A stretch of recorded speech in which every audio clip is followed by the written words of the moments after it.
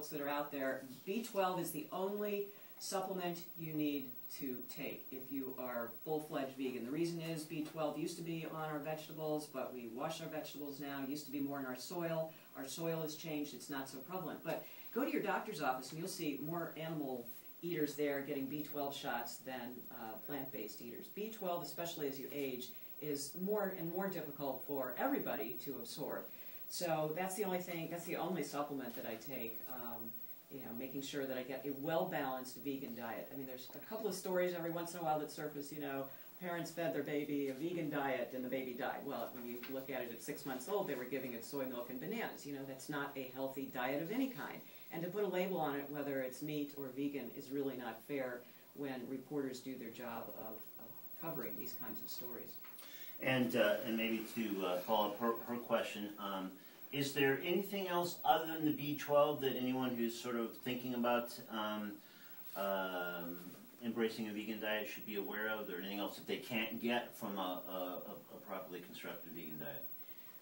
The general answer is no, especially if you're looking at this long term. If you're going back and forth between a non-vegan diet and a vegan diet, then you'll probably be covering most of the bases. But here's what you get on a plant-based diet is a whole lot of fiber. In the U.S., our fiber content is maybe on a daily basis 15 to 20 grams.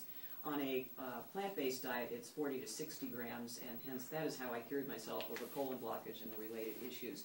You can do, a concern is omega-3s, but if you are getting enough seeds, different kinds of seeds, you're going to be getting the omega-3s. And other than that, nothing. Great. All right, well, gosh, we're hurtling towards the end of our time somehow, but we've got other folks want to speak to them by phone. I have other questions. I'm going to have to sort of dump some of my questions overboard, I can tell already. But one of the things I just want to skip ahead to, I guess, is, you know, one of the reasons I invited you on the show today is, as I mentioned earlier, I just thought it would be kind of, you know, sort of slightly rogue but interesting timing to have this kind of conversation the day before Thanksgiving, you know, amidst all the articles and blog posts and TV segments and more about ways to cook and deep fry and carve a turkey. In fact, driving over here, NPR's Morning Edition had kind of a, you know, kind of fun, interesting segment with Steve Inskeep and that guy Chris Kimball, the America's Test Kitchen. And again, it was about the whole meal, not just about the turkey. But with all that said, what will Thanksgiving look like for you tomorrow? Are you cooking? What's on the menu? Well, my husband and I, and my husband is not vegetarian even, so we have a mixed marriage, which is always challenging. But he totally supports what I do, especially since I saved myself from a hysterectomy a few years ago when I went totally vegan, but that's a whole nother story.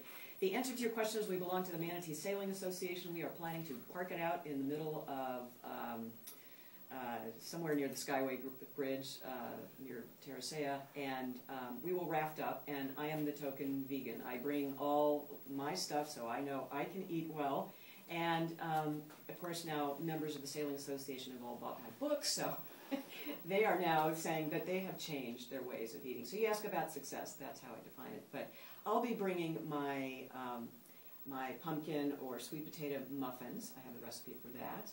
I'll probably be bringing a chocolate mousse. I like desserts, as you can tell. Yeah, great. An alternative pumpkin pie, which is made with tofu and quite yummy. And, of course, the traditional tofurkey, which you can pick up at the grocery store now. This stuff is so mainstream.